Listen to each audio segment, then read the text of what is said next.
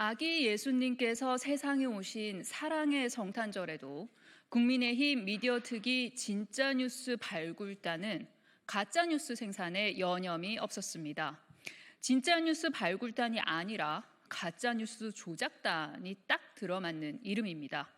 국민의힘의 무식함이 참으로 부끄럽습니다. 영어 단어의 기본 뜻이나 용례부터 다시 숙지해야 할 바이든 날리면의 김은혜 의원실 공조작품답습니다. 외신을 왜곡하고 짜깁기 하려면 기본적인 사실관계부터 밝히십시오.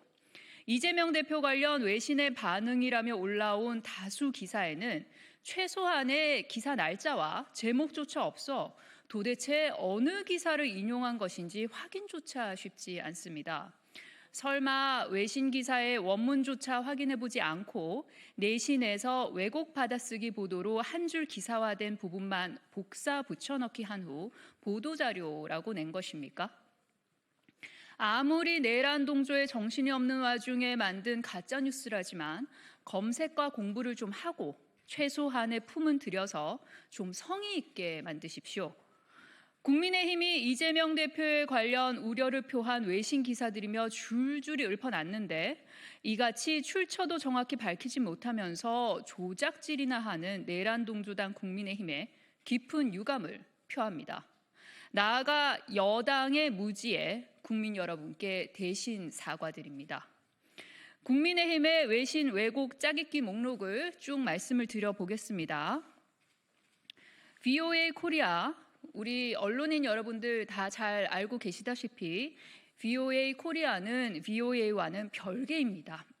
VOA 코리아, 미 의회 조사국 한국 계엄 탄핵 사태로 미 한일 3국 협력 지속 의문 2024년 12월 25일자입니다. VOA 코리아 워싱턴 톡이라는 톡쇼가 하나 있습니다. 한국 진보정권 대북정책 전환위에 동맹 희생할 것, 주한미군 철수 요구하면 영구히 떠나 2024년 12월 21일에 방송이 됐었습니다. 더 힐의 기사가 아니라 기고문입니다. The free world is a bigger loser in South Korea's impeachment crisis. 24년 12월 17일자 칼럼입니다. 폴리티코 기사 제목도 안 써놨습니다. 원문 링크가 없습니다. 파이낸셜 타임즈 역시 기사 제목 없습니다. 원문 링크도 없습니다. 뉴욕 타임즈 기사 제목 없습니다. 원문 링크도 없습니다. 보도 날짜도 없습니다. 니혼계자이 신문 니케이 기사 제목 없습니다. 역시 원문 링크도 없습니다. 보도 날짜도 없습니다. 기사 출처 확인이 불가합니다. 아사히 신문 역시 기사 제목 없습니다. 원문 링크 없습니다. 보도 날짜 없습니다. 이렇게 쭉 늘어놓고 국민의힘이 어제 보도자료를 뿌렸습니다. 하나하나 말씀을 드리겠습니다. 12월 22일과 25일자 VOA 코리아 인용 토크쇼 패널 발언 관련입니다. 무엇보다 VOA 코리아는 VOA와 별개로 국민의힘이 인용한 두 건의 기사의 워딩은 모두 21일에 업로드된 VOA 코리아의 한 토크쇼에 나온 패널들의 발언입니다.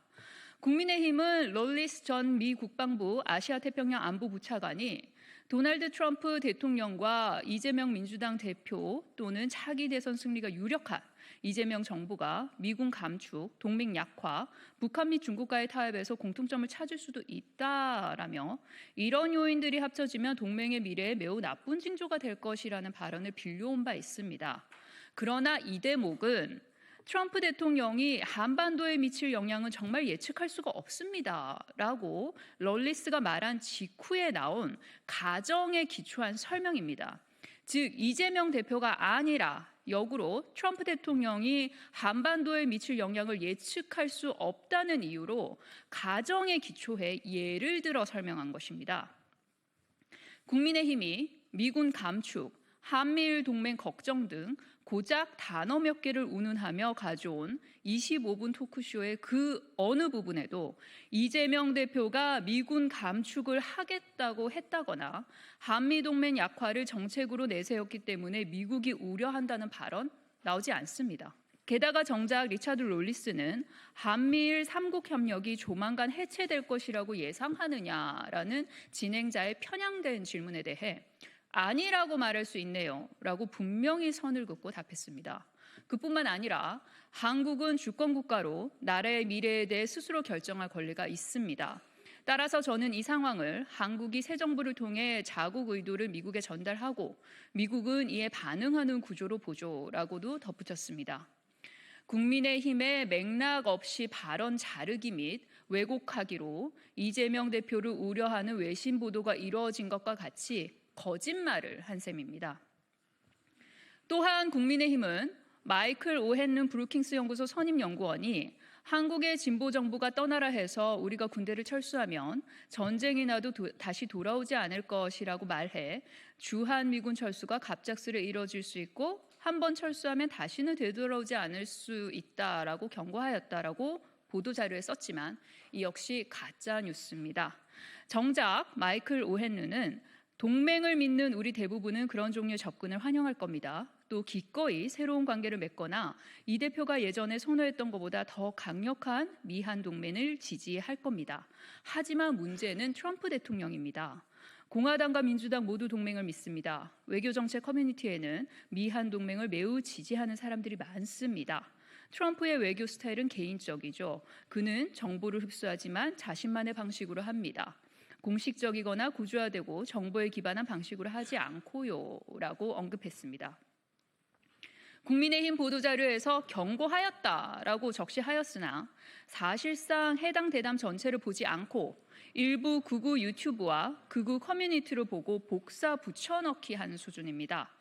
극우 유튜브와 똑같이 부정선거를 신념으로 가진 내란숙의 윤석열이 1호 당원인 내란 동조당이라 놀랍지는 않습니다.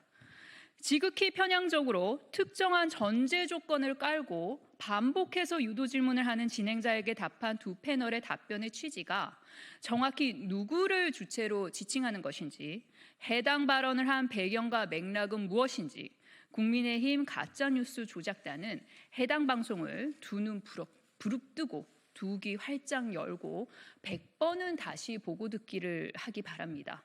그 노력에도 불구하고 이와 같은 보도자료를 배포할 수 있다고 판단한다면 본인들의 지적 수준을 심각하게 의심해야 할 것입니다. 두 번째입니다. 12월 17일자 더 힐의 기고문입니다.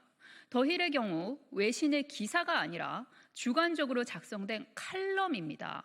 심지어 해당 기고문을 쓴 고든 창은 지난 2001년 구조적 개혁에 소극적인 중국 공산당이 수많은 난제를 해결할 능력이 없어 5에서 10년 안에 붕괴할 것이라는 내용의 중국의 몰락이라는 책을 발간했었습니다. 이후 본인의 주장이 틀리자 붕괴 시점을 2012년으로 늘렸고 이 역시 틀렸습니다. 더 논할 가치도 없습니다. 세 번째, 12월 18일자 폴리티코 기사입니다. 국민의힘이 단 두 줄 인용한 해당 기사에는 헌재가 윤석열 파면을 인용할지 않을지 알 수 없다. 트럼프 2.0 시대와 이시바 총리의 나약한 리더십에 윤석열의 퇴진까지 합쳐지면 한일 관계가 예측하기 더 어려워지지 않겠냐라는 전망을 주된 내용으로 하고 있습니다.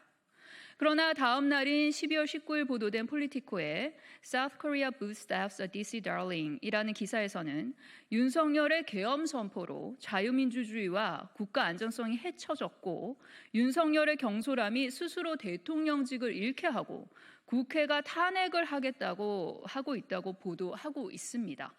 또한 윤석열은 본인의 언행과 김건희의 부패 스캔들로 아주 인기가 없다는 점, 이전의 대통령들과는 달리 북한에 대해서는 공격적, 중국에 대해서는 적대적, 한국과 일본 사이의 역사적 아픔조차도 묻어버리려 했다고 말하고 있습니다.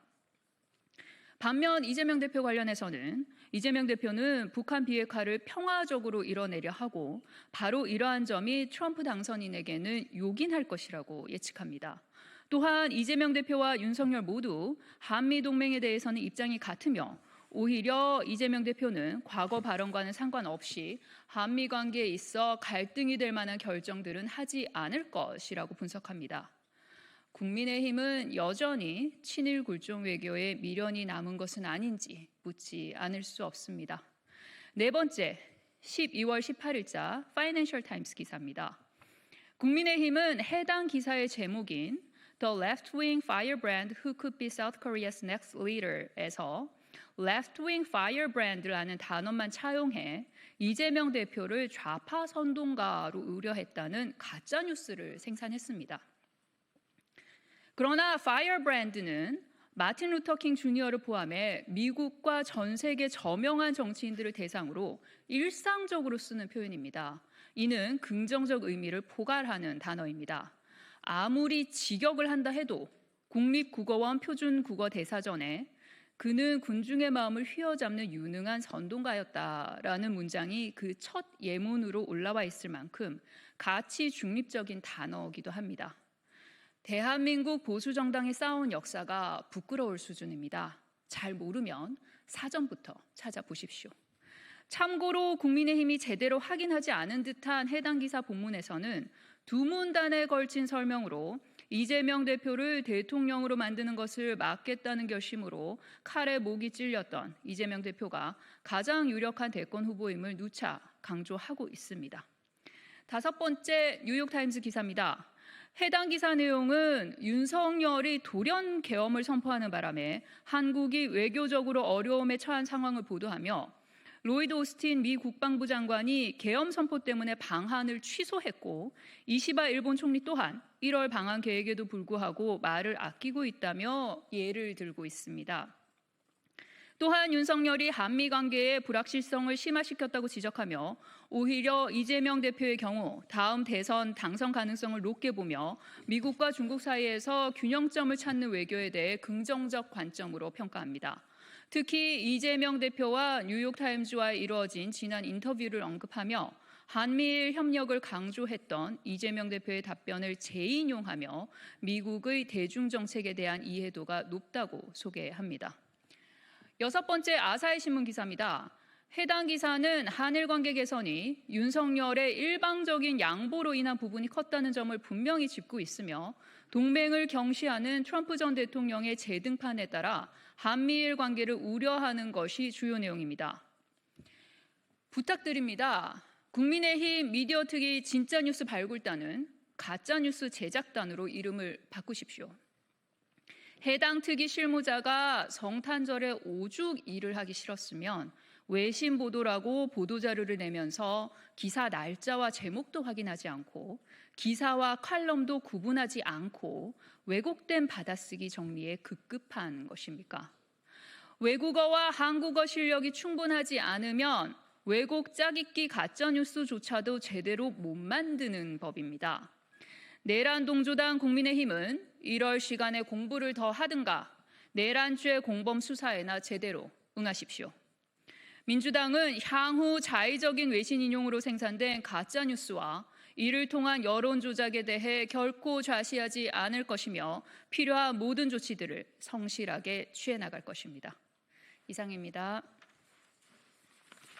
고맙습니다. 수고하셨어요.